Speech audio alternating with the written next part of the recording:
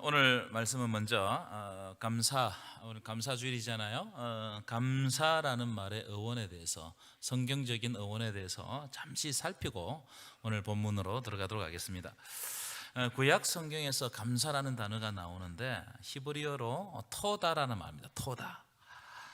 이 토다라는 말은 히브리어 야다라는 말에서 왔습니다. 야다라는 말이 어떤 뜻이냐면은 쏟아, 던지다 이런 뜻을 가지고 있어요. 그래서 말을 이렇게 내뱉다 이런 뜻을 가지고 있습니다. 이 야다라는 말은 구약 성경 속에서 이 문장 속에서 해석될 때 세 가지 의미로 사용됩니다. 첫 번째, 고백하다 이런 뜻을 가지고 있습니다. 특별히 죄를 고백하다. 그래서 이제 고백하는 그런 의미를 가지고 있고요. 두 번째는 찬양하다 이런 뜻을 가지고 있어요. 세 번째로는 주어진 것들에 대해서 감사하다 이런 뜻으로 쓰이는 단어가 야다라는 말입니다.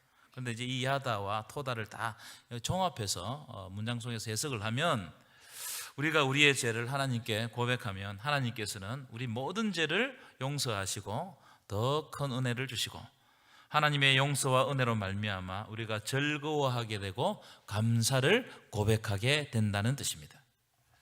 여기에서 제가 금방 말씀드린 여기에서 가장 우리가 주목해서 보아야 될 대목이 뭐냐면은, 감사가 내가 가지고 있는 소유 또는 내가 가지게 될 희망, 소원 이런 것으로부터 시작되는 것이 아니고, 감사는 하나님과의 관계로부터 시작된다는 것을 이 감사라는 단어가 우리들에게 이야기하고 있어요.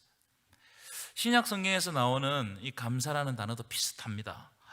신약 성경에 나오는 감사는 헬라어로 유카리스테오라는 말입니다. 이 유카리스테오라는 말은 좋다라는 의미의 유와 은혜라는 뜻의 카리스가 합쳐진 합성어예요. 그래서 유카리스테오는요, 더 좋은 은혜다 이런 뜻입니다. 더 좋은 은혜. 이게 무슨 말이냐면, 하나님이 날마다 우리에게 더 좋은 은혜를 주실 것이기 때문이에요.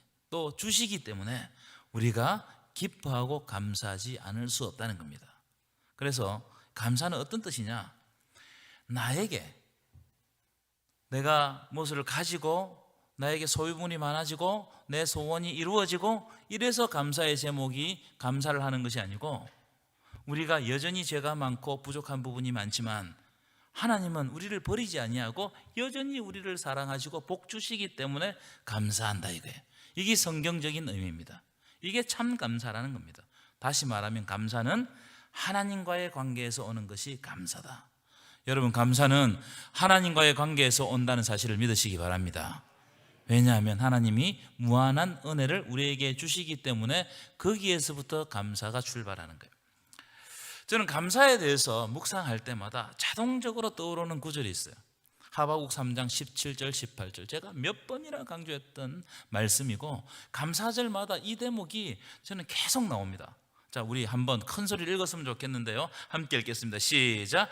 비록 무화과 나무가 무성하지 못하며 포도나무에 열매가 없으며 감람나무에 소출이 없으며 밭에 먹을 것이 없으며 우리의 양이 없으며 외양간에 소가 없을지라도 나는 여호와로 말미암아 즐거워하며 나의 구원의 하나님으로 말미암아 기뻐하리로다. 아멘. 무슨 말이에요? 내가 가진 것이 없어도, 여기 보면 없고 없는 것을 계속 이야기합니다. 없고 없어도, 그런데 있어요. 누가 계시느냐? 여전히 하나님께서 나와 함께 계시고 여전히 하나님의 사랑이 우리에게 미치고 있기 때문에 여호와로 말미암아 즐거워하고 기뻐하고 감사한다는 거예요. 이것이 참 감사다. 여러분, 하나님으로 말미암아 기뻐하고 즐거워하고 감사하시기를 축원합니다. 이럴 때 우리 감사가 흔들리지 않습니다. 조건 때문에 감사하면 그 조건이 사라지는 순간 감사도 사라지는 거예요. 근데 하나님 때문에 감사하면 하나님은 늘 살아계시기 때문에 우리 감사의 제목이 계속되는 겁니다. 여러분, 많이 가지고 누린다고 해서 감사하는 것이 절대로 아닙니다. 오히려 많이 가지고 누릴수록 불평하는 경우가 더 많아요. 하나님은 불평을 싫어하십니다. 오경에 보면 하나님 불평을 너무나 싫어하십니다. 이스라엘 백성들이 광야 40년 동안 몇 번 불평한 줄 아세요? 몇 번 정도 불평했겠어? 40년 동안 제가 성경을 찾아보니까 10번 불평했어요. 10번. 그때마다 하나님은 이스라엘 백성들을 아주 엄하게 징계하셨습니다. 여러분, 40년 동안 10번 불평했다는 말은 몇 년에 한 번 불평했단 말입니까? 잘 계산이 안 되세요? 4년에 한 번 불평했다는 뜻이에요. 4년에 한 번. 물론 여기는 신학적인 의미가 있습니다. 열이라는 숫자는 많다라는 의미를 가지고 있기 때문에 이스라엘 백성들이 광야에서 수없이 많이 불평했다고 볼 수 있어요. 자, 그런데 여러분, 어떻게 광야에서 불평하지 않을 수 있겠습니까? 광야는 늘 부족한데요, 늘 목숨 걸고 살아야 되는데 불평하지 않을 수 없습니다. 그런데 하나님은 그때그때마다 이스라엘 백성들을 징계하시는 거예요. 불평할 때마다 징계하시는 겁니다. 저는 이럴 때 하나님의 모습을 보면 좀 섭섭해요. 불평할 수 있잖아요. 근데 불평을 못하게 하세요. 이게 무슨 뜻일까? 저는 이렇게 생각합니다. 하나님은 광야에서 이스라엘 백성들이 불평할 때마다 징계하셨다는 것은 그 혹독한 광야에서도 하나님의 백성들이 불평을 끊고 감사를 고백하게 하는 훈련을 시켰다고 생각해요. 여러분, 훈련되지 않으면 절대로 감사할 수가 없습니다. 감사가 그냥 나오는지 아세요? 훈련되지 않으면 감사가 안 나와요. 내 입술, 내 생각, 내 삶의 태도를 훈련시킬 때 그때 비로소 감사가 나오는 겁니다. 불평을 많이 하는 사람들은 무슨 일이 있어도 불평해요. 무슨 일이 있어도. 좋은 일이 일어나도 불평합니다. 왜 이것밖에 안 되냐 이거예요. 왜 이것밖에. 내가 이만큼을 바랬는데 이것밖에 안 됐다는 거예요. 좋은 일이 일어났음에도 불구하고 불평한다는 겁니다. 왜냐하면 그 사람은 불평이 그 사람의 입술, 그 사람의 생각, 그 사람의 삶의 태도 속에 이미 불평이 훈련되어 버렸어요. 그러니까 삶의 태도를 통해서, 말을 통해서 불평을 쏟아내는 거예요. 혹시 여러분들 아닙니까? 저의 모습 속에서도 그런 모습을 찾을 수가 있어요. 불평이 훈련됐어요. 우리는. 감사도 똑같습니다. 훈련되지 않으면 감사할 수가 없습니다. 그래서 여러분, 하나라도 하나님과 연관시켜서 훈련하는 것이 중요해요. 습관적으로 입에 불평이 배어있는 분들이 있어요. 여러분, 그렇지 않아요? 여러분, 여러분의 불평이 감사로 바뀌시기를 축원합니다. 이 태도의 문제예요. 태도의 문제. 감사는 태도의 문제입니다.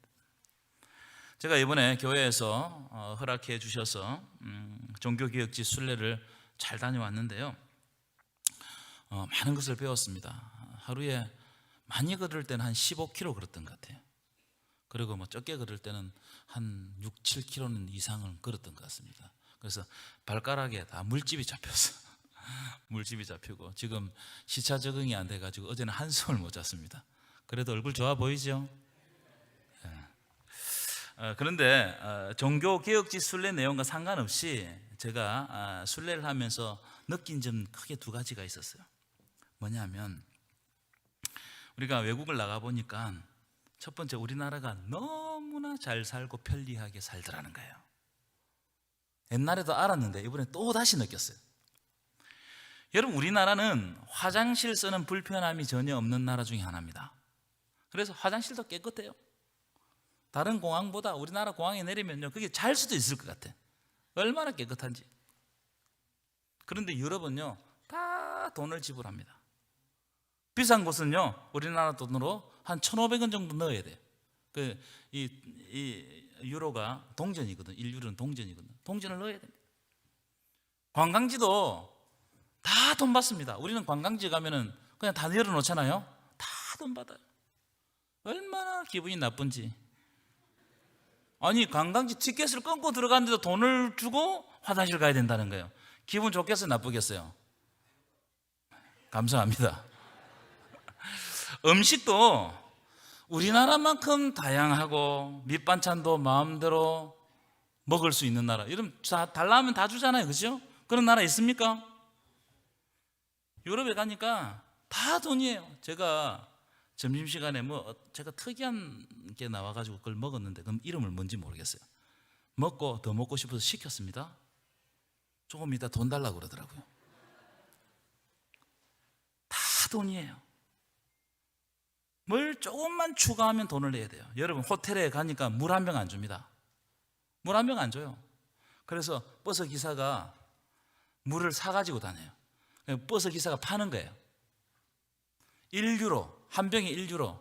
우리나라 돈으로 1,400, 500원 합니다. 500ml짜리. 그런데 어떤 버스 기사는 그걸 돈을 벌어야 되거든. 1.56 하더라고. 그 얼마예요? 한 2,000원 되는 거예요. 조그만 병 하나에 2,000원 정도 한다는 거예요. 얼마나 불편한지 여러분, 어떻게 저렇게 사는지 모르겠어요.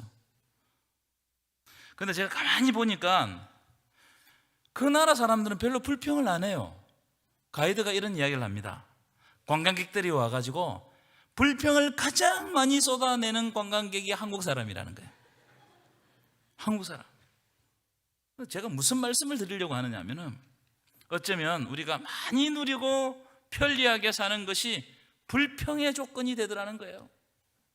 우리가 생각할 때요, 많은 것을 누리고 많은 것을 가지고 편리하게 살면 전혀 불평 없이 살 것 같은데 그렇지 않아요. 많이 누리고 편리하게 살기 때문에 조금만 결핍이 생겨도, 불편이 생겨도 불평거리가 돼버려요, 여러분. 그럼 그렇지 않습니까? 우리는 너무나 편안하게 삽니다. 근데 그게 조금의 결핍이 생기면 얼마나 크게 불평하는지 몰라요. 혹시 여러분들 아니세요? 제가 에어컨 트는 걸 보면, 이제 에어컨 시즌이 아니라서 말씀드리는 겁니다. 어떤 분은 춥다고 어떤 분은 덥다고. 우리 교육자들 어디에 맞춰야 될지 모르겠어요. 진짜입니다. 너무 불편해요. 근데 프랑스 갔는데 너무 덥더라고요. 다른 독일에 있다가 프랑스 넘어가서 더웠어요. 독일은 좀 쌀랑했는데 벌써 에어컨을 닫아버렸어요, 그 나라는. 그래도 그 나라 사람들 불평을 안 해. 편리하게 사는 것이 불평의 조건이 될 수 있다, 이 말이에요. 여러분, 그렇지 않습니까? 두 번째로는 또 느낀 점이 뭐냐면 신앙에 관련된 것인데, 그 나라 가보니까 교회들이 엄청나게 크고 화려하고 웅장합니다. 한번 사진 한번 보여주시죠. 이 어마어마한 건물들에 지금 사진으로 보면 다 표현이 안 됩니다. 사진으로 찍을 수가 없어요.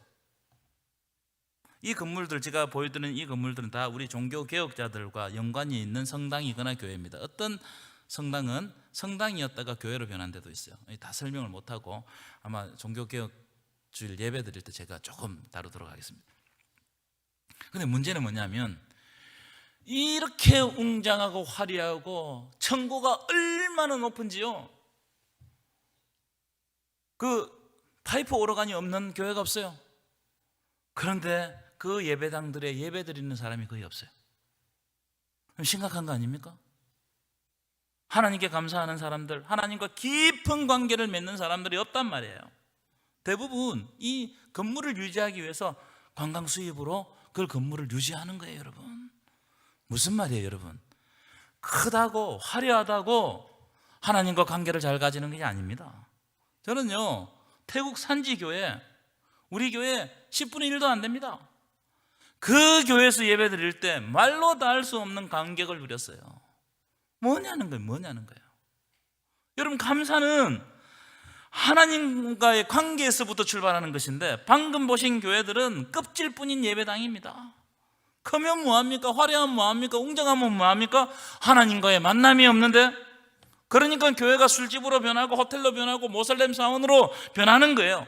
교회의 거룩성이 지켜지지 않는단 말이에요. 사람이 없어요.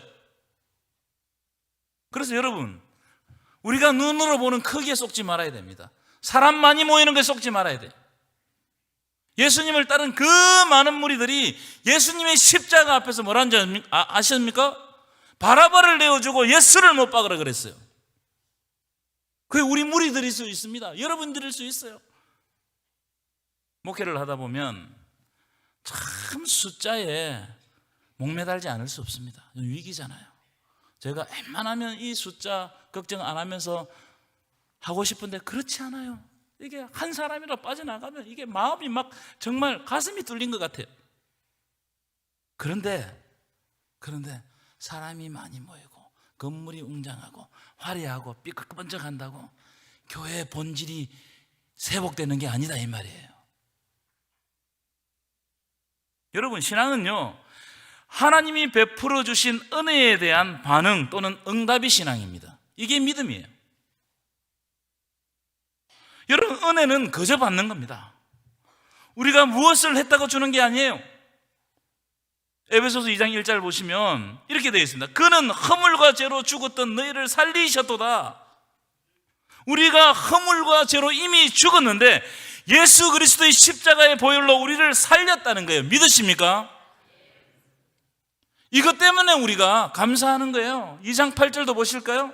너희는 그 은혜에 의하여 믿음으로 말미암아 구원을 받았으니 이것은 너희에게서 난 것이 아니요 하나님의 선물이라. 여러분, 우리가 구원받은 것은 하나님의 선물, 거저 주시는 선물, 하나님이 지금도 사랑하시는 그 표정이 바로 우리의 구원의 선물이에요. 하나님이 그분의 주권과 섭리하여서 우리에게 거저 주시는 겁니다. 왜 하필 우리냐? 내가 왜 구원받았냐? 몰라요. 내보고 와서 당신은 왜 구원받았습니까? 알 길이 없어요. 설명할 길이 없습니다. 그것은 전적인 하나님의 영역이에요. 그런데 중요한 게 뭐냐면 하나님이 그 은혜를 나에게 베풀어 주셨다는 겁니다. 이게 중요한 거예요. 여러분에게 그 은혜를 베풀어 주셨다는 거예요. 여러분, 우리는 하나님으로부터 은혜 받은 존재, 예수 그리스도의 십자가 보혈로 구원받은 존재임을 믿으시기 바랍니다. 그 은혜에 대한 반응, 응답이 감사라는 거예요. 이해하셨어요? 무슨 말이냐? 우리는 하나님의 은혜를 생각할 때마다 감사로 응답할 수밖에 없다 이 말이에요. 여러분, 불평하십니까? 감사로 응답하시기를 축원합니다. 바로 오늘 본문이 그런 본문이, 오늘 말씀이 들어있는 말씀이라고 생각합니다. 오늘 본문은 좀 어려운 말인데 이스라엘 백성들의 역사신조에 해당되는 본문이에요. 역사신조. 이 역사신조가 뭐냐면은 이스라엘 백성들은 자기 역사를 어떻게 인식하느냐 이 말이에요. 우리 조상들을 어떻게 고백하느냐 말이에요. 이게 역사신조입니다. 아주 중요한, 신학적으로 아주 중요한 본문이에요.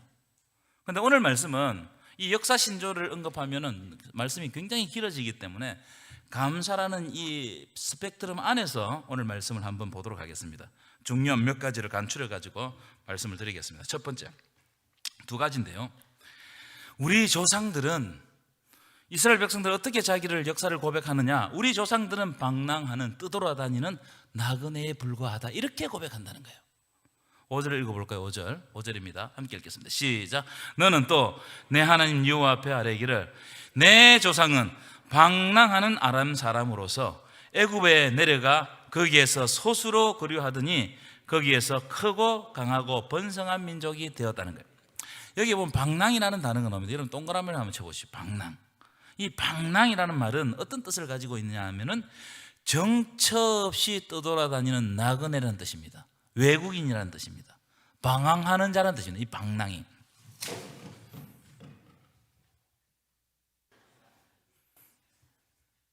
감사합니다. 이렇게 한 번씩 이런 일이 있어야 여러분 잠도 깨시고 좋습니다.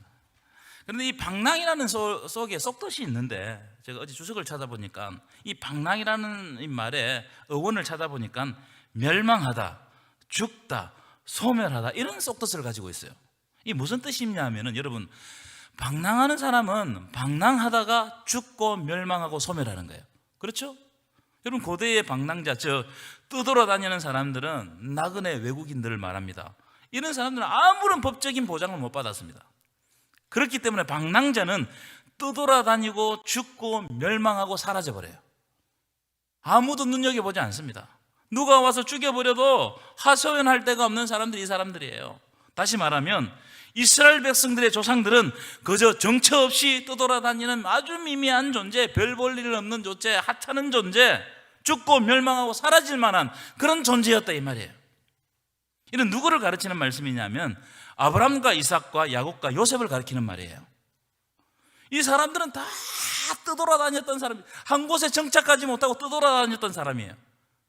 우리가 이분들을 믿음의 눈으로 보기 때문에 믿음의 조상이라고 부르죠. 그렇지만 세상적인 눈으로 이 사람들을 볼 때 이 사람 떠돌아다니는 아주 미미한 불쌍한 존재, 멸망할 수밖에 없는 존재다 이 말이에요.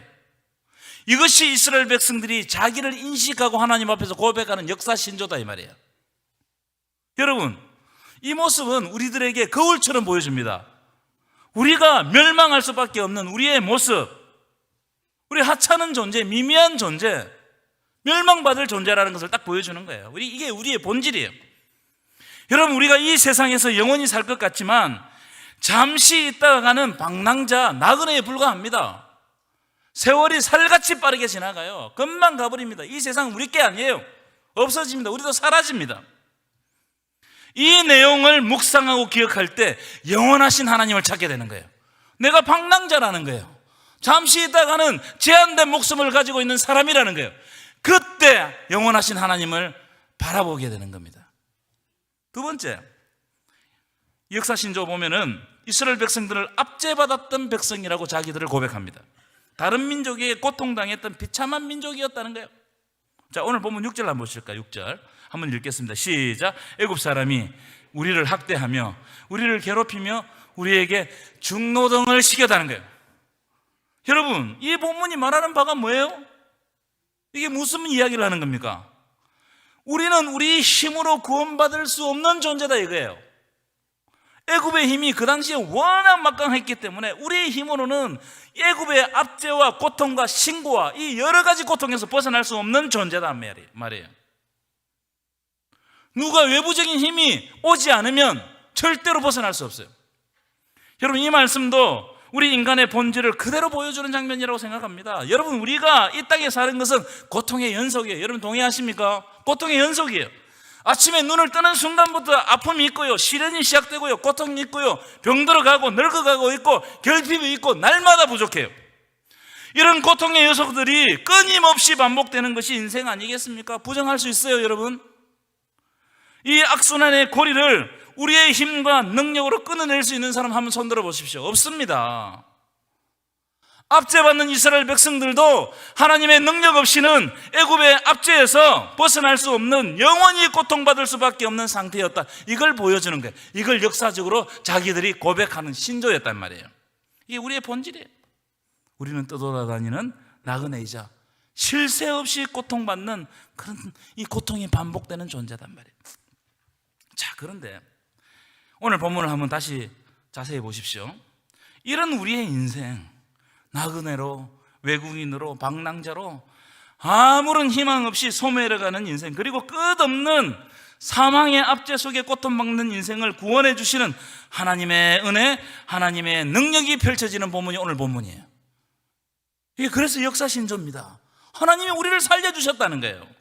자, 그 내용이 나오는데 7절부터 9절 말씀인데요, 우리 중요한 말씀이기 때문에 우리 큰 소리를 한번 함께 읽었으면 좋겠습니다. 시작. 우리가 우리 조상의 하나님 여호와께 부르짖었더니 여호와께서 우리의 음성을 들으시고 우리의 고통과 신고와 압제를 보시고 여호와께서 강한 손과 편팔과 큰 위엄과 이적과 기사로 우리를 애굽에서 인도하여 내시고 이곳으로 인도하사 이 땅꽃 젖과 꿀이 흐르는 땅을 주셨나이다. 아멘이십니까? 이 본문에는, 우리가 읽은 말씀에는 감사의 조건이 들어있어요. 우리가 감사해야 되는 조건 세 가지입니다. 첫 번째, 우리가 하나님께 부르짖으면 하나님께서는 우리의 음성을 들으시고 우리의 고통과 신고와 압제를 보신다는 거예요. 들으시고 보신다는 거예요. 한번 따라 합시다. 들으시고 보신다. 여러분, 들으시고 보시는 겁니다. 7절을 다시 보여주십시오. 여호와께 부르짖었더니 여호와께서 우리의 음성을 어떻게 하시고요? 들으시고 우리의 고통과 신고와 압제를 어떻게 하고 계신다고요? 보고 계신다는 거예요. 믿으십니까? 여러분, 하나님은 여러분의 기도를 들으시고 지켜보고 계시는 줄 믿습니다. 하나님은 너를 지키시는 자, 너의 환난을 명케 하시나니 그가 너를 지키시리라. 너의 출입을 지키시리라. 이게 우리 하나님이에요. 우리를 지켜보신다는 거예요. 그러니까 안심하십시오. 감사하십시오. 이것이 우리의 감사의 제목인 줄 믿습니다. 두 번째, 하나님은 우리의 음성을 들으시고 지켜볼 뿐만 아니라 우리를 인도하신다는 거예요. 인도하신다. 8절 다시 보여주시면 이렇게 돼요. 강한 손과 편팔과 큰 위엄과 이적과 기사로 우리를 애굽에서 어떻게 하시고요? 자, 강한 손, 편팔, 큰 위엄, 이적, 기사, 똑같은 말이에요. 하나님의 능력으로 애굽에서 우리를 어떻게 하신다고요? 인도하여 내신다. 여러분, 인도라는 말은 먼저 행하신다는 것이 전제되어 있는 말씀이에요. 먼저 가지 않으면 인도할 수가 없습니다. 인도하는 사람은 항상 먼저 가는 사람이에요. 제가 이번에 갔더니 어떤 3명의 가이드가 있었는데 그 중에 한 분은 여자분이었는데 자기 앞에 가는 걸 허락하지 않더라고요. 왜 제 앞에 서서 가십니까? 이러더라고요. 제가 앞에 제가 좀 성격이 급하잖아요. 그러니까 그 앞에서 가지 말라고 그러더라고요. 그때 오늘 본문을 보면서 그 말씀이 무슨 말씀인지 알았어요. 무슨 말이냐면은 인도하면 따라가야 돼요. 바로 하나님과 우리의 관계입니다. 신명기 1장 30절 보실까요? 신명기 1장 30절 한번 함께 읽겠습니다. 시작. 너희보다 먼저 가시는 너희의 하나님 여호와께서 애굽에서 너희를 위하여서 너희 복전에서 모든 일을 행하신 것 같이 이제도 너희를 위하여 싸우실 것이며. 아멘이십니까?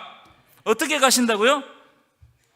예, 먼저 가시는 하나님, 먼저 행하시는 하나님, 앞서 행하시는 하나님이 너희를 위해서 싸우실 것이다. 이 전쟁은 우리가 하는 전쟁이 아니고 앞서 가시는 하나님이 이미 이겨놓으신 전쟁을 우리는 그냥 따라가는 거예요. 이게 하나님의 인도다 말이에요. 이게 하나님의 인도. 여러분, 우리가 감사할 수 있는 것은 우리가 무슨 조건이 변화돼서 감사할 수 있는 것이 아니고 하나님이 우리를 인도하시는데 날마다 우리 앞서 행하시기 때문에 감사할 수 있는 거예요. 여러분, 하나님께서 여러분 앞서 행하신다는 사실을 믿으시기를 축원합니다. 세 번째 9절입니다. 9절을 다시 보여주시면 이렇게 되어 있어요. 이곳으로 인도하사 이 땅 곧 젖과 꿀이 흐르는 땅을 주셨나이다. 이게 무슨 말일까요, 여러분? 세 번째 주제는 우리에게 영원한 하나님 나라, 우리가 안식갈 젖과 꿀이 흐르는 땅을 주시기 때문에 우리는 감사해야 된다 이 말이에요. 여러분, 우리의 신앙의 결론이 뭡니까? 하나님 나라입니다. 예수 그리스도의 설교의 핵심이 뭐였어요? 하나님 나라에서 회개하라 천국이 가까이 왔느니라. 예수께서 통치하시는 나라, 예수님과 함께하는 나라, 그 하나님 나라가 우리 신앙의 결론이에요. 여러분, 천국이 있음을 믿으십니까? 그러면 어떤 환경 속에서도 감사하시기를 축원합니다. 이게 우리의 감사의 조건이 되어야 된다 이 말이에요. 일희일비하지 마십시오. 금방 말씀드린 이 세 구절, 성경 구절로 표현한 아까 앞에서 말씀드렸던 에베소서 말씀으로 대신할 수 있어요. 그는 허물과 죄로 죽었던 너희를 살리셨도다. 너희는 그 은혜에 의하여 믿음으로 말미암아 구원을 받았으니 이것은 너희에게서 난 것이 아니요 하나님의 선물이라. 여러분, 허물과 죄로 죽었던 우리를 살리는 것은 오직 하나님의 은혜이고 거저 베풀어 주신 하나님의 선물임을 믿습니다. 그렇기 때문에 우리의 감사의 조건은 세상 조건으로 감사하는 것이 아니라 하나님이 주신 구원의 복으로 말미암아 기뻐하고 즐거워하는 것이 우리의 감사 조건이 되어야 된다는 거예요. 그 앞에서 말씀드렸던 것처럼 여러분, 일희일비하지 마십시오. 일희일비하는 순간 세상적인 감사 조건을 찾아 헤매게 돼요. 한 번 기쁘면 확 기쁘다고, 한 번 슬프면 확 슬퍼 절망하고 그렇게 하지 말아란 말이에요.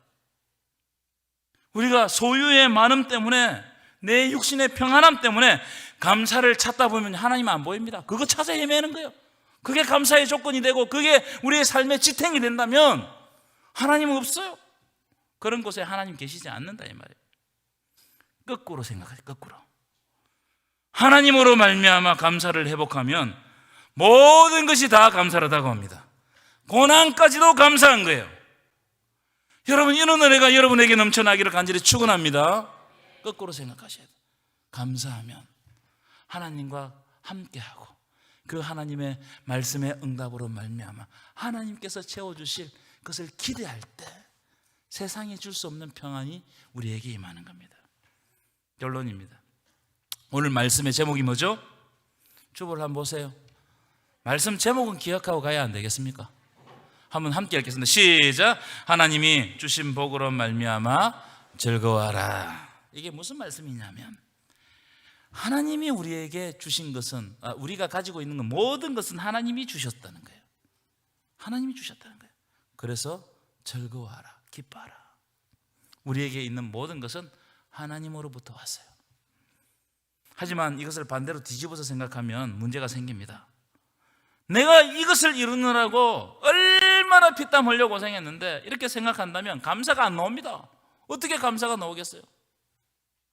그런 생각을 하는 순간 만족하지 못하고 끊임없이 더 끌고 모아야 되는 거예요. 그럼 행복하지 않아요.